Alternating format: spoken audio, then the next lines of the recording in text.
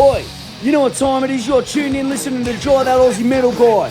Make sure to hit that like and subscribe button so you don't miss any of his content when it drops. And remember, stay brutal, you mad dogs. Roof. G'day, legends. It is That Aussie Metal Guy here with Crank.com. Tonight, wherever you are, I'm absolutely thrilled to be joined with one of the most distinctive voices in metal and rock, Bjorn Strid of Soilwork. And of course, the high-flying retro rock juggernaut, that is the Night Flight Orchestra. They recently dropped their brand new album in January via Napalm Records. It is a cinematically, emotionally charged, 80s fueled journey that has fans hooked, including myself. We're going to dive into this album, some of the stories behind the songs as they gear up to head down under for an epic Australian tour. So I hope you're all buckled in. It is hitting this May and June. Speed, thank you so much for joining me, my friend. Well, thanks for having me. It's been a while. It has been a while, mate, but Yeah, absolutely good to be love back. your music, man. This album is an absolute ripper. I've been a fan of the Night Flight Orchestra for quite a while. It's one of those It's very albums cool. that I always put on and have this really upbeat journey. It has been a few months. It has been out. It does have a rich and textured album to it and journey, as I'm saying. Tell me a little bit about how you feel now. It's been had a few months to sit out there. Well, it's an album I'm very proud of. It's been quite a journey. Obviously with the passing of our dear friend and band member David, who was a big part of the band. We started the band together, and he was one of the main songwriters. And we needed to take some time, obviously, to grieve as band members, and then try to turn it into something positive and make it a celebration of David's life as well. But it became a big challenge, and we had to dig extra deep. But coming out on the other side, I think we couldn't have done any better. I think this is something that is real special to us, this album, and I believe we've made David proud and ourselves proud, and also show all the doubters out there that we can pull this off. So I think this is a real special album. It's definitely, it's like an explosion of emotions running through it, and I think people can really feel that when they listen to it. So I mean, the response have been amazing, and love performing these new songs live as well. Yeah, it's an absolutely amazing album, and Mm. overcoming stuff like that and using that as a positive is so bloody important. And I was Yeah, going it through is some tough times after I interviewed you guys. I ended up getting cancer and diagnosed with all of that, and that album was an absolute ripper. But then also the Night Flight Orchestra was an album and music that I kept coming back to, just because it take amazing. you on this journey and it take you to a Yeah. different bloody place. Tell me a little bit about your creative process. What was it like with this one? Well, I mean, it is escapism, I guess, is a big part of it, and it's Yep. it's. I would say that this new album is. I mean, we always had sort of like the cinematic feel to our sound, and it feels like a soundtrack. And I think we worked even more with that for this new one.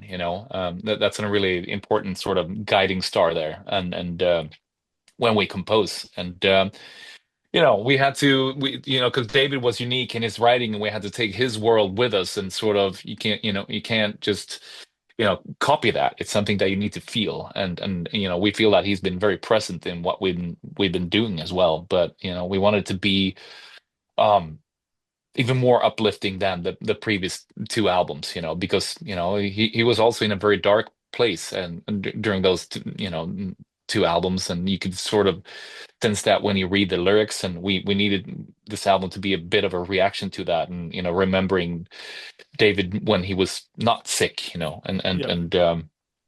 so that, I think that was the guiding star to write something very uplifting, but also very multi-layered. I think we have all those ingredients. It's like maybe people slag it off sometimes as, oh, it's a happy disco rock band, but there's there's so much more to it than that. It's way more multi-layered. And if you really listen, I mean, it's there. I mean, we can even move between different genres, and still tie it all together in the end. And I think that's the beautiful thing about this band.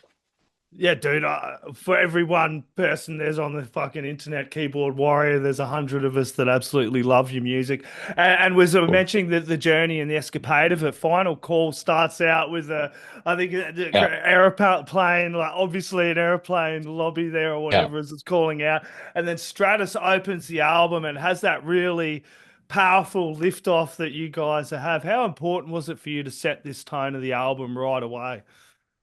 I think that became the first, the our first choice for being the album opener at a pretty early stage. It Yep. just has that kind of vibe, and it was actually written by our guitarist Rasmus. I also did some stuff on it, but we just felt that's the opener right there, and obviously with the intro there as well, which is yeah, I think it's just a perfect start.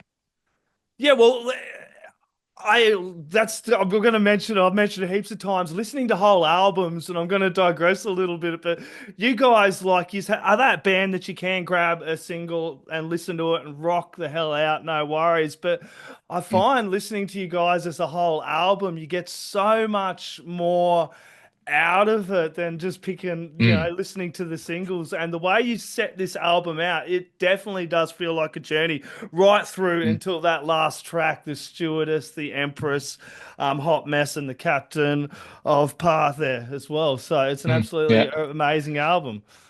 Very cool, and thank you. That's a great compliment. And I mean, it's like you can pick obviously the singles, Yep. but it's like when there's actually a reason, why we put the songs in that order, and they all connect, and yeah, it definitely takes you on a journey, and yeah, I mean, we've said Death to False AR, which AR means, album oriented rock. So we kind of need to live up to that as well. So yeah, yeah, yeah, Exactly. And there is that nostalgia and escapism through all of your tracks, but you definitely feel it yeah. with tracks like Shooting Velvet, like The Beating of a Heart, which I was rocking out through the bloody house coming back into this as well. Was that a deliberate theme or something? It's obviously deliberate for you guys because it is something that's been on a lot of your albums, that theme.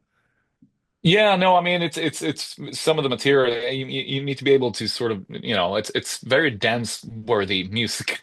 It's like, coming from the metal world as well, I'm not Yep. saying that you can't dance to metal, but Uh, it's like I guess it's a bit of a reaction to that as well. All the mosh pits and circle pits. Like, you know what? I want to create music that you can dance to, yep. but that's definitely an important element in there as well. We want it to be something you can dance to, but also very dreamy and full of escapism and yeah. So it's all in there, I feel, and it's always such a great time putting a new album together. It's you never really know where it's going to take you. You just know that it's going to be exciting. Well, it's exciting for me. I'm a mad metalhead. I went from Ghostbath to cranking you guys, and I just Yeah. love the escapism that I have with bands like yourself as well. It must be for you a quite creatively liberating as well, being able to come from Soilwork over to the Night Flight Orchestra and kind of have that time to kind of come back and forth as well creatively. Yeah. Absolutely. I feel very grateful that I can be in two bands that are quite established in different genres. It's really cool, and I can switch between those bands, and the switch is quite easy, but I'm really all over the place. I mean, I can listen 1 minute, I can listen to Dissection, Storm of the Lights, Bane, and Yep. then I can listen to Eurythmics, and it's all making sense in my head, so And people, it doesn't make you any less of a metalhead if you like something, play it bloody loud and rock the hell out. yeah, But yeah, yeah. I mean, hey, I don't really care, and if you have a problem with it, well, whatever. It's yeah, and yeah, I do got to mention the track Melbourne May I. yeah. Just being an Aussie, tell us about that track. It does kind of feel like a little bit of a nod to Australia. Correct me if I'm wrong. What inspired the track? No, it is. It Yeah. is, and there's definitely a story behind it, and obviously I have a very special relationship to Australia in general. I mean, this is going to be my 12th time on tour in Australia, which is just crazy to begin with. But when we did the first tour with Night Flight Orchestra 2 years ago, so we're flying to Australia. It's obviously a long journey, and then we connect through Doha and Qatar, and then I get a phone call from my mom saying that she'd done some tests and that she has breast cancer. I was like, oh, I'm on my way to the other side of the world, and you get that kind of call. That's Yep. that's a tough call to get, and I tried to stay positive, and then obviously going on tour, and I had to keep it together, and the crowds were really amazing. I mean, we didn't know what to expect. It was our first time, but really amazing crowds, and there's a really great vibe in the band, and I felt like I was, you know, surrounded by family, with the crowds and the band and keeping it together through that tour, and then it all sort of culminated in Melbourne, and which was a absolutely fantastic show and just electric and coming off stage, I kind of broke down a bit because I Yeah. had to keep it together for that tour and because it was such a beautiful moment, a beautiful show, and I felt that everything is going to be all right, and that's what inspired me to write Melbourne May I. It's a tribute to Aussie crowds and especially Melbourne, where it all sort of culminated. So yeah, it's a special one.